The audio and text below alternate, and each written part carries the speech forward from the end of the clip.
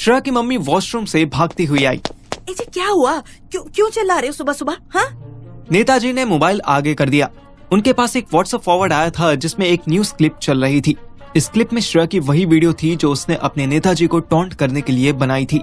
ध्यान से देखिए इस लड़की को, कैसे सर्दी में सिकुड़ी हुई है।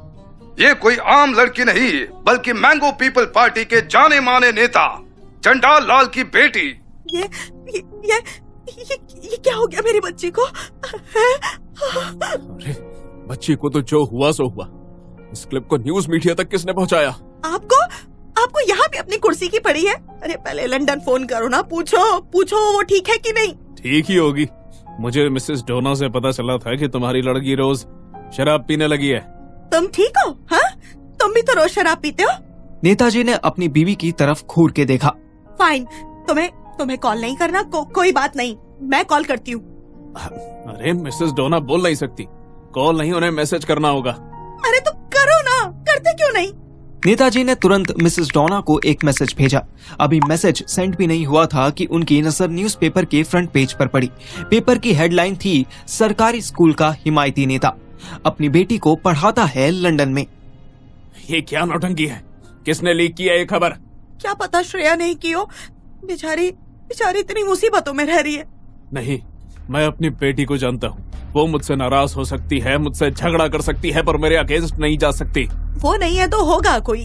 अब मैसेज देखो रिवर्ट आया कि नहीं। नेताजी ने इस बार मैसेज करने के लिए नहीं बल्कि कॉल करने के लिए फोन उठाया। स्पीड डायल के एक नंबर पर कॉल करते ही नेताजी बोले, वो चंगू मंगू जहाँ भी दिखे उन्हें पकड़ कर लाओ, और आज के न्यूज़पेपर की हेडलाइन का सोर्स कौन है पता करो जल्दी। फोन काटे हुए अभी 2 सेकंड भी नहीं हुए थे कि नेताजी के मोबाइल पर एक और कॉल आया। नेताजी ने मोबाइल की रिंग ऑफ करके फोन टेबल पर रख दिया। फोन क्यों नहीं उठा रहे हो? अरे दिन भर ऐसे फालतू कॉल्स आते रहते हैं। अरे पर देखो तो नंबर शायद लंदन का है।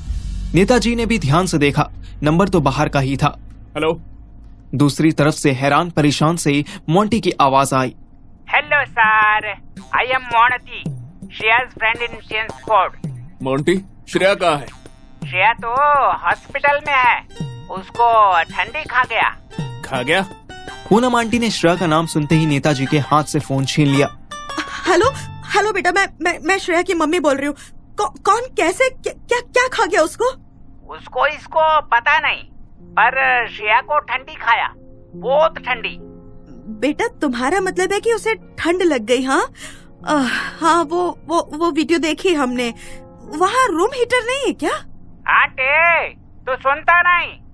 ठंडी लगा, ठंडी खाया, ठंडी पिया या ठंडी को जो भी किया, doesn't matter. Shreya is not okay. ये मैटर भाई को मॉर्निंग में अपना रूम का फ्रंट पे मिला, बिल्कुल बेशरम। बेशरम? उसने ठीक से कपड़े नहीं पहने थे क्या? तू भी हिंदी नहीं समझता? बेशरम मीनिंग अनकॉन्शियस मिला मॉर्निंग में।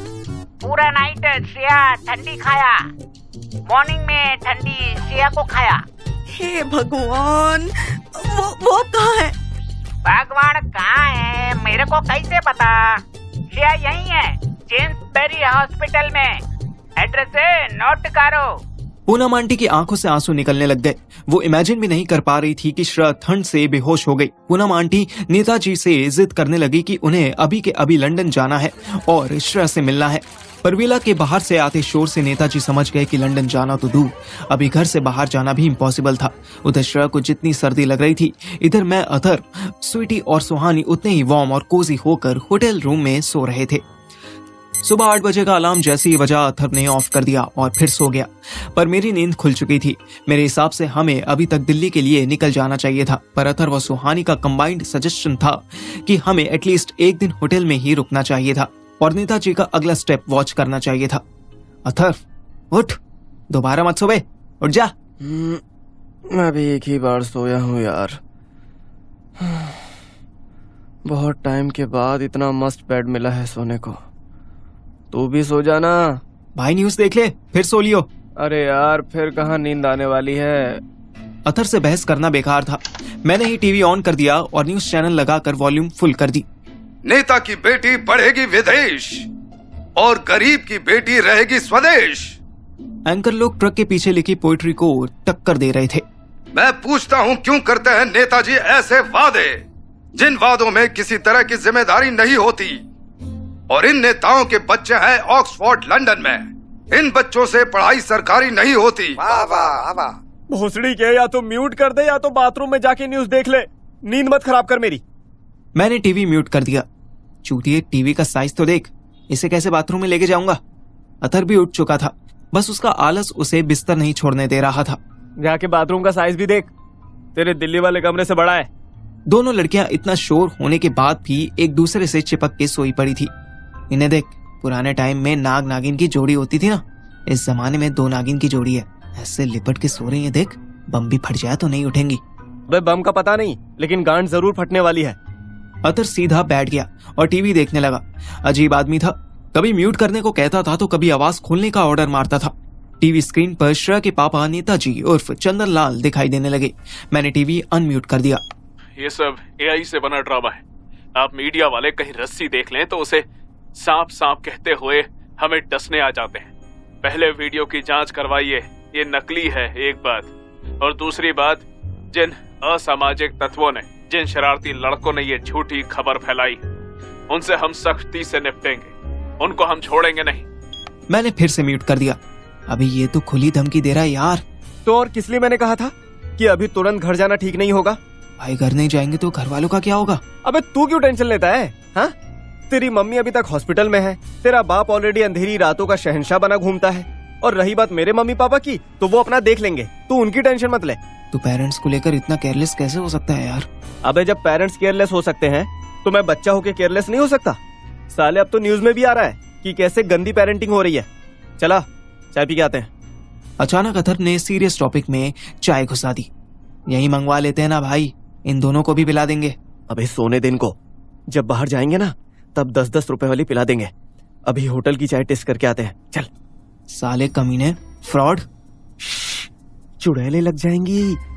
हमने धीरे से दरवाजा खोला और होटल रूम से बाहर निकले ही थे कि मेरे फोन पर पूनम आंटी का फोन आ गया। मैंने जल्दी से रिंग साइलेंट की और फोन रिसीव किया। हेलो आंटी, नमस्ते। नमस्ते बेटा, तुमने न्यूज देखी बेटा? अब मैं उन्हें किस मुंह से बताता कि ये न्यूज तो बनाई ही हमने थी। इसमें कॉन्फिडेंस भी इतना कमाल हुआ था कि हम जब तक पंजाब केसरी के ऑफिस पहुंचते तब तक उधर लंदन में मोंटी चोरी छुपे श्रेया से मिलने पहुंच गया था। उस बेचारे को श्रेया की फिक्र हो रही थी। उसने लंदन के हिसाब से रात 11:30 बजे देखा कि श्रेया अपने रूम के बाहर लुढ़की पड़ी थी। उसने श्रेया को हॉस्पिटल भी पहुंचाया और मेरे नंबर पर वीडियो भी भेज दी, पर मैं भी कम चंट नहीं था। मैंने उसको बोला कि ये बेहोश होने वाली बात श्रेया के पापा को बता और बढ़ा चढ़ा के बता। बेटा सुन रहे हो? आवाज आ रही है? यस आंटी, बिल्कुल क्लियर आ रही है। बेटा श्रेया को इंडिया लेकर आना है। वो तो शुक्र है वो मोंटी नाम का मद्रासी लड़का वहाँ था, वरना मेरी बच्ची का क्या हाल होता। अरे नहीं आंटी, आप रो मत। क्या हुआ? आंटी रो रही है क्या? ला मुझे दे। अतर ने मेरे हाथ से फोन छीना। नहीं आंटी, आपको रोना नहीं है, आपको हिम्मत रखनी है। आप चिंता मत करो। श्रेया का हाथ आप मेरे हाथ में देने वाले थे ना, अब मेरी रिस्पॉन्सिबिलिटी है। मैं श्रेया को वापस लेकर ही आऊंगा। सच में बेटा? है? ये साला सास को खुश करने के चक्कर में कुछ भी फेंके जा रहा था। ऑफ कोर्स आंटी, सब ठीक होता तो श्रेया मेरी वाइफ होती, समझ रही है ना आप? अब भले ही हमारे बीच कोई रिलेशन नहीं है, लेकिन मैं उसको दोस्त तो मानता हूँ ना। मैं हर हाल में उसे लेकर ही आऊंगा। अगर तुम ले आते हो ना बेटा तो मैं उसी दिन तुम दोनों की शादी करवा दूंगी, उसी दिन। अतर ने लंबी लंबी हाँकी और फोन काट दिया। क्या चूतिया बनती थी ये। साले श्रेया लंदन में, लुधियाना में नहीं, कैसे जाएगा तू उसे लेने? अतर स्माइल करने लगा। हंस मत, आइडिया बता। अबे मैं हंस नहीं रहा बे, सोच रहा हूँ जब श्रेया और मैं साथ आएंगे तो क्या मस्त शादी होगी हमारी, है ना? भोसड़ी वाले, पर साथ आएगी कैसे? तेरा पासपोर्ट कहाँ है? कैसे लाएगा उसे वापस?